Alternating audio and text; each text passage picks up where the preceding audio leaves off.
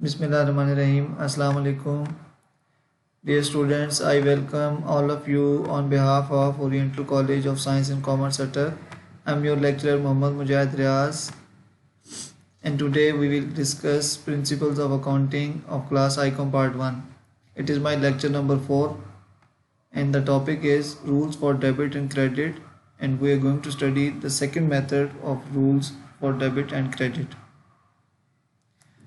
Dear students, we have already studied classification of account, in which we have studied that there are 5 major accounts: assets, liabilities, capital, income, expense. Now we are going to study another classification of account, in which there are 3 types of accounts. What are these accounts? Number 1, real or property accounts. Number 2, personal accounts. And number 3, nominal accounts. अब हम इनकी तफसीलात देखेंगे, आगे details में जाते हैं। Real और प्रॉपर्टी अकाउंट्स कौन से होते हैं? वो accounts which are related with properties or things owned by a business are known as real or property accounts. Dear student, जो चीज़ें जिनके ऊपर आप मलकियत का इजहार कर सकते हैं या जिनको कोई भी बंदा या बिजनेस ओन कर सकता है, तो वो अकाउंट्स क्या कहलाएंगे? रियल या प्रॉपर्टी अकाउंट्स। अभी इनके हम एग्जांपल भी देखेंगे। इसकी एक और डेफिनेशन भी है, all those things which have physical existence and can be seen, touched और can be transfer from one place to another. Real accounts उनको कहेंगे, उन अशिया को कहेंगे कि जिनकी मादी हैसियत यानी फिजिकल एग्जिस्टेंस मौजूद है, यानी जो आपको नज़र आती हैं, and can be seen, touched और कैन बी ट्रांसफर, जिनको आप देख सकते हैं, छू सकते हैं और एक जगह से उठा के दूसरी जगह पर लेकर जा सकते हैं। मसलन इनमें कौन कौन सी एग्जांपल्स हो सकती हैं?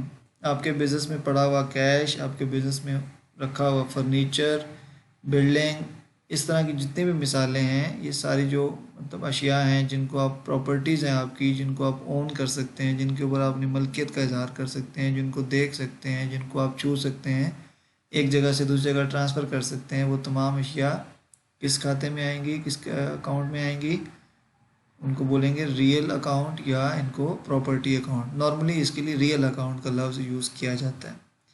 अब अगर इस तरह की चीज़ें हों, जिस तरह ये cash, furniture, building, machinery, motorcycle, motor car, ये चीज़ें हों, तो इनको क्या करना है? इनको डेबिट क्रेडिट कैसे इनका रूल लगेगा? इनके लिए rule of debit and credit for real accounts क्या है कि अगर ये अशिया कारोबार में आ रही हों, फिज़िकल कोई चीज़ एग्जिस्टेंस रखती हो और वो आपको मिल रही हो या आप उसको लेकर आ रहे हो, तो आपने उसको किस साइड पे लिखना है? डेबिट साइड पे। और अगर ये अशिया जो फिज़िकल एग्जिस्टेंस रखती हों, जिस तरह हमने पिछली मिसाल में देखा, और अगर अब ये अशिया आपके इदारे से बाहर जा रही हैं, आपके बिज़नेस से आउट गोइंग हैं, तो इनको आपने किस साइड पे लिखना है? क्रेडिट साइड पे लिखना है। मिसाल के ज़रिए समझ लेते हैं कि अगर एक ट्रांजैक्शन आपके सामने है जी, Ahmad purchase furniture for cash. Ahmad ने फर्नीचर ख़रीदा कैश पे। अब इसमें 2 अकाउंट नज़र आ रहे हैं, फर्नीचर और कैश। अब ये फर्नीचर है, ये कारोबार में आ रहा है, इनकमिंग टू बिजनेस। इस रूल के तहत हमें फर्नीचर को कहाँ लिखना है? डेबिट साइड पे। और इसी ट्रांजैक्शन में जो दूसरा अकाउंट है कैश, ये कारोबार से बाहर जा रहा है, तो कैश हम कहाँ लिखेंगे? क्रेडिट साइड पे। दोबारा देख लेते हैं। ये आपके सामने ट्रांजैक्शन नज़र आ रही है, Ahmad purchase furniture for cash. अब फर्नीचर और कैश 2 चीज़ें हैं, एक चीज़ आपके यहाँ से आउटसाइड जा रही है और एक चीज़ आपके यहाँ से कारोबार में आ रही है। जो चीज़ कारोबार में आ रही है वो फर्नीचर है, उसको हम डेबिट साइड पे लिखेंगे, और जो चीज़ कारोबार से बाहर जा रही है वो कैश है, उसको हम कहाँ लिखेंगे? क्रेडिट साइड पे लिखेंगे। यानी एक ट्रांजैक्शन में से 2 अकाउंट ढूंढना मस्ट है, लेकिन फ़िलहाल हम उसका देखेंगे। रियल अकाउंट्स के बारे में सिर्फ देख रहे थे कि अगर रियल अकाउंट, अब कैश भी रियल है, फर्नीचर भी रियल है, एक चीज़ आ रही है और एक चीज़ कारोबार से बाहर जा रही है। इसी तरह दूसरा जो अकाउंट है रियल अकाउंट के बाद, वो है पर्सनल अकाउंट्स।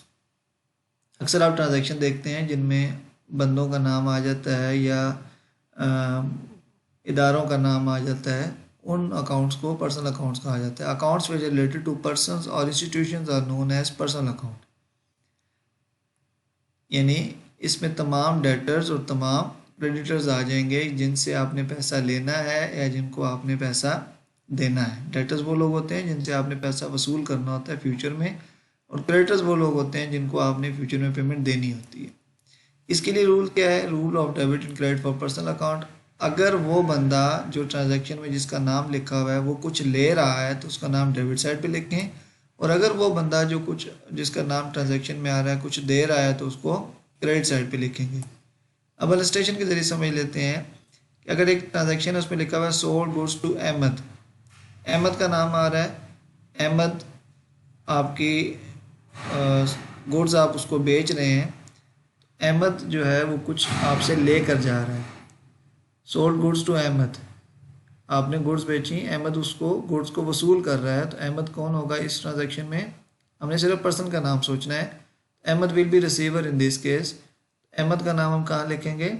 डेबिट साइड पे।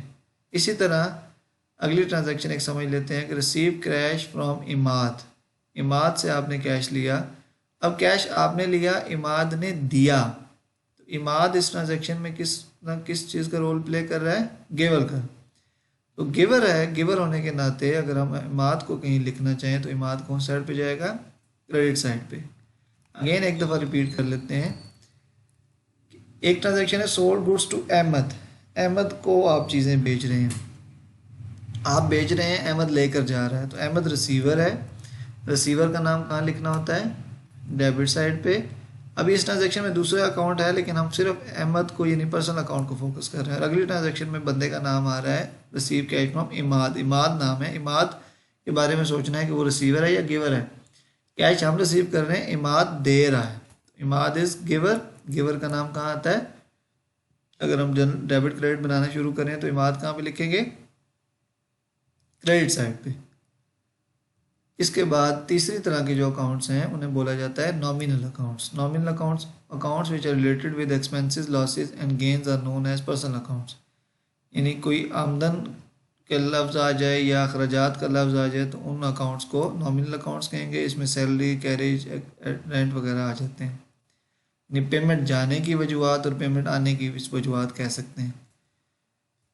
इनके लिए रूल्स क्या हैं? एक्सपेंसेस अगर होंगे तो डेबिट साइड पे लिखे जाएंगे और इनकम्स अगर होंगी तो क्रेडिट साइड पे लिखी जाएंगी। एग्जांपल के तौर पे आपने रेंट दिया, अब रेंट हमारे लिए क्या है?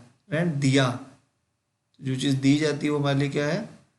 एक्सपेंस। क्या है? एक्सपेंस। एक्सपेंस को हमने कहाँ लिखना है? रेंट को डेबिट साइड पे। इसी तरह अगर अगली ट्रांजैक्शन को देखें, रिसीव कमीशन इन कैश, आपने कमीशन लिया, आपको मिला, कमीशन हमारे लिए क्या है? इनकम है, इनकम को आपने कहाँ लिखना है? क्रेडिट साइड पे। एक दफ़ा दोबारा रिपीट कर लेते हैं कि अगर ट्रांजैक्शन हो रेंट दिया, रेंट आप पे कर रहे हैं, रेंट एक्सपेंस है, जो चीज़ पे की जाती है वो एक्सपेंस, एक्सपेंस कहाँ पे लिखा जाता है? डेबिट साइड पे। इसी तरह रिसीव कमीशन इन कैश, आपको कमीशन मिला, कमीशन आपके लिए इनकम का बायस है, आमदन है, तो कमीशन जो है वो इनकम है और इनकम कहाँ पे लिखी जाती है? यानी कमीशन क्रेडिट साइड पे लिखा जाएगा। अब इसको समराइज कर लेते हैं। आपने पढ़े 3 तरह के अकाउंट, रियल और प्रॉपर्टी अकाउंट्स।